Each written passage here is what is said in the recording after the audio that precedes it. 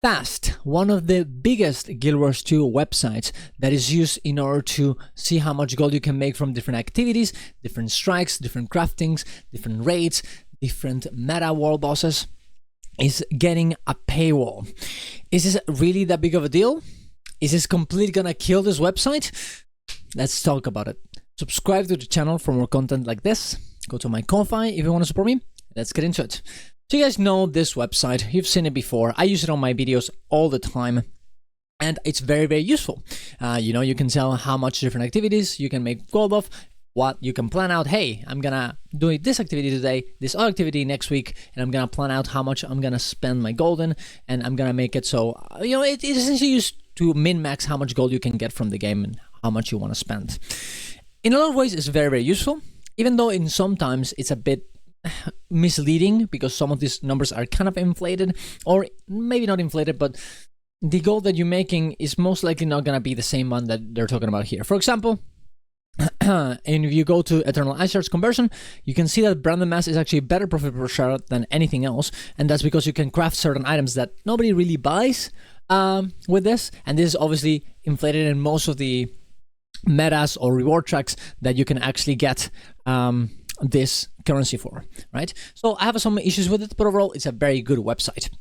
And it's gonna get a paywall because now you're not gonna be able to access any Secrets of the Obscure entries, EOD entries, and of course Gen 3 Wilds.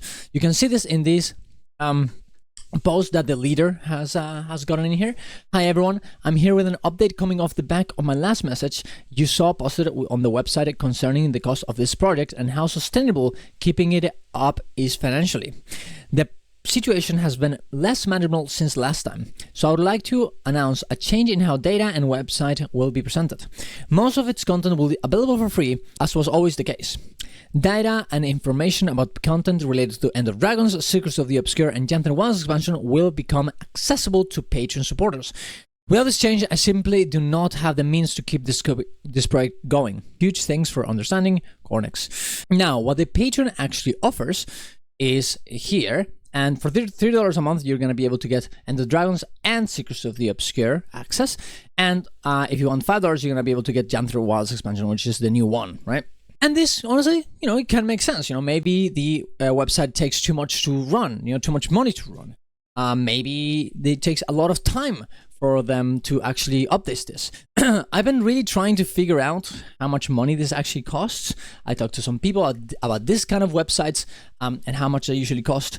And because of the most of the data coming from the actual API from Arenanet, this really shouldn't be that expensive, right? In terms of how much money it actually costs to maintain the site. I try to find any actual information about how much money it actually costs them to do this, because they said that there's like this sort of message talking about this, but it really doesn't seem like there's anything, right? So it really, and honestly, I'm just gonna say it, I don't really think it's correct that they're not telling us, right? Even if this message is in the Discord, it should be linked right here, right? If not in the message itself, you should say, hey, this is the amount of money that it actually is costing me, and I need more money to actually maintain this. And honestly, it would be completely understandable if this is like a lot of money. But the fact that they're not saying it at all, it seems a bit weird. I'm not sure if they want to hide it, if it's just a mistake, but they really should, because it just doesn't look good. And considering the fact that there's so many other websites that actually run this as well in Guild Wars 2, Guild Wars 2 Efficiency, Raid Core, Snow Crows, like all these things don't really charge you for anything. It looks a bit weird. I think this message is a bit tone deaf in that regard, if you really want people to help you with this, right? Of course, I could be wrong, but all the information I've gotten from other people that run sites like this, they talked about 50 euros a year at the high end, and like, 0 at the bottom, right? So unless they're really mismanaging the amount of money they're using here on how they're actually, putting the servers and the website, it seems very hard to believe that what they have now is not enough for them. Also, the Patreon doesn't really show you how many people there are here, how many members they have. You can actually see that the Ko-Fi has a good amount of support already, even before this, right? You can see this 16 days donation, 18 days donation, 21, 27, so some subscriptions as well. And you can see that there's more and more and more if you go behind, right? And it doesn't tell you anything about how much actual people are are in here as a member. And you can actually tell this in other patrons. If you go to, for example, Deltas that does Raid Core, you can see they have 15 members. It says that it's gaining $55 a month, right?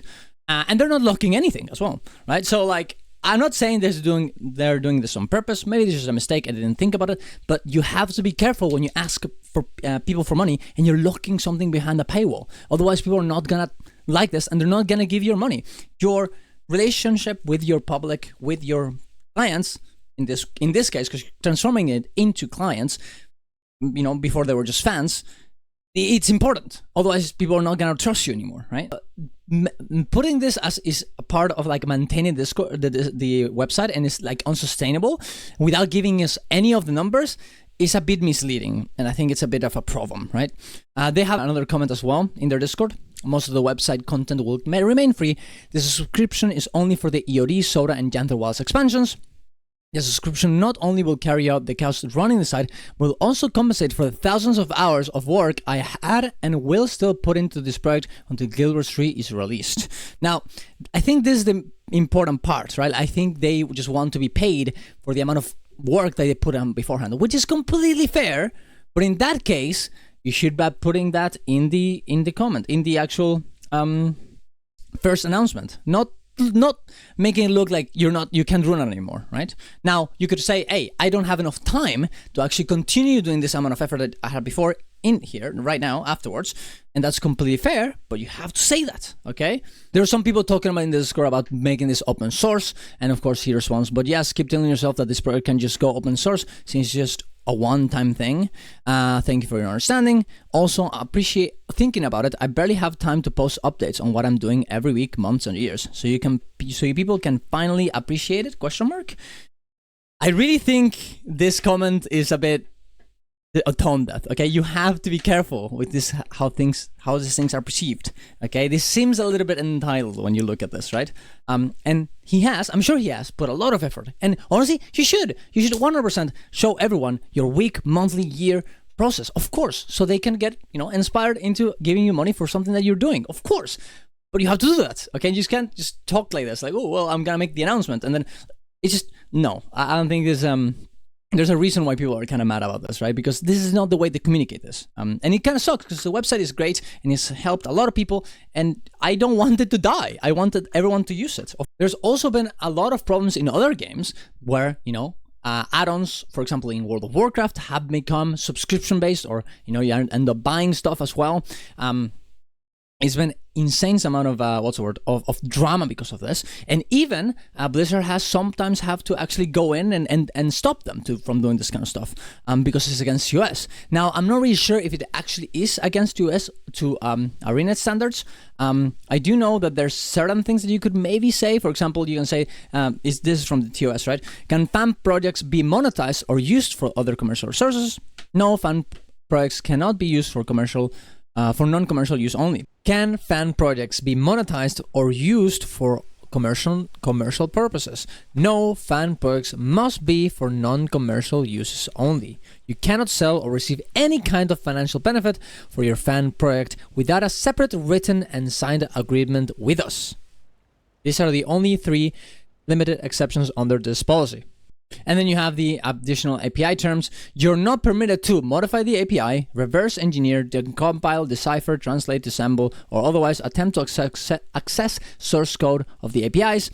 And then here's the important part: publish, rent, lease, lend, sell, sublicense, distribute, transfer, disclose, or otherwise provide the APIs to any third party. Now, you could argue that they're not actually doing this, as they're providing value on top of the API value that they get, but in some ways you could argue that they are kind of selling it. I don't really know. I'm not a fucking lawyer. I don't know. But who knows, right? Whether this is gonna be something that Arena doesn't like, right? If they want to stop this, they can. And I'm sure that if, like, honestly, even without this, they probably could be like, yeah, don't do this, don't actually charge for this, or you're gonna get in trouble, right? Just stop it. in which case the ball is in Arenanet's court at this point, right? And honestly, if you really wanted to do this correctly, other than first of all, you probably should contact Arenanet first. You should have told us, okay? You should have told us, hey, this is how much it cost. This is how much of effort I'm putting into this project. And if I want to continue this amount of effort I'm putting in this project, plus my IRL job, I'm going to have to be paid like a real life job. That's what I need, right? Because I'm putting this amount of time, this amount of cost, I need help. Or from you guys in terms of like manpower, or from you guys in terms of money. Because otherwise, it's not gonna be good, right? I cannot continue. Like, I get it. It's difficult. It's hard to do these things, right? Like, especially when you have a real life job. And maybe that's what he wanted, making this, his IRL job, just maintaining it. And honestly, awesome. But you have to communicate that, right? You could have also asked, like, hey guys, if by this date I cannot have enough money, I'm gonna have to paywall it or do something, because like I really need help, right? Instead of like instantly going for the paywall. Then maybe they did say something, but I feel like if they did, it would have been more, more people would have known, because there's no way that if they were talked about, hey, there's no more this person needs help, and otherwise they're not gonna continue with this website. I'm pretty sure everyone would have helped, right? That's what has happened in WoW in our instances. I think that's the same thing that has happened before with other add-ons. I don't remember which one it was, but I'm pretty sure that in Guild Wars 2 we have had this situation before. But I think that is the correct thing to do. Like maybe even doing a poll about what people would prefer: ads in the website, a paywall of some sort, maybe some other types of ideas that the chat or the Discord could have and came up with, right? Who knows, right? Should you buy this? Is it worth the money? Because, well, it's $5 or, well, $3 a month from the bottom one. But let's say $5 because you want to access everything. With $5, guys, you know what you can do? Instead of buying this, you can buy gems. If you go to Guild Wars 2 Efficiency, go to gems, you can actually calculate how much you would get from $5 that you would be purchasing this with, right? Money. So say $5, you're gonna make 400 gems or 114 gold. Are you really gonna make 114 gold out of this information? I very much doubt it. Unless you're a complete insane baron, I don't think it's gonna be worth it. And I think that's one of the biggest problems, right? Before, you could argue, hey, I want to help this person because they do something that I like. But now it's more like, well, I can access this content for $5, 114 gold. Should I really do that? And I think that's, for a lot of people, that's going to be a no. And I think, honestly, I don't think they're going to really making that much money out of this. Because one, a lot of people are going to feel, in a lot of ways, betrayed. And I think also, a lot of people are going to see this value and say, no, I'm not interested in it. Also, let's be real, guys. And I don't think you should do this. But most of this information is going to get leaked anyways, right? Like most people are going to be talking about this. If they actually get into your program, into your information, they're going to be like, oh, this farm is very good. I'm going to tell all my friends to go do this farm. Like, I know how much gold things get, right? And before, I would actually go and show, hey, this is the gold that you make out of this from Fast website, because I would show it. But I don't need this. I will know how much gold you're going to make from all of these farms, right? I didn't have to wait until Fast to show me that chests in Jandar Walls were good gold. I investigated myself. I made the guide. I checked how much gold per hour it was with my add-on, and I was able to, well, show that to everyone, right? And it kind of sucks because before I could be like, hey guys, look at this number in Fast. There's another thing that I can actually rely on and say, hey, it's not only me that I'm saying this, they are also saying this. Now I'm not going to be able to do this because I'm going to have to, it would be leaking information that they have behind the Patreon. That is not good, right? And it's honestly probably good for me because now I am going to be the only, well, not the only person, of course there are other YouTubers as well, but YouTubers are going to be the main way of actually showing very good farms like this. Not Fast, right? I think that kind of sucks. I just don't really see this as being anything but negative. And it really makes me sad because I really like this product. That being said, what do you guys think? Do you think this is going to be nobody's going to watch, nobody's going to use this website anymore?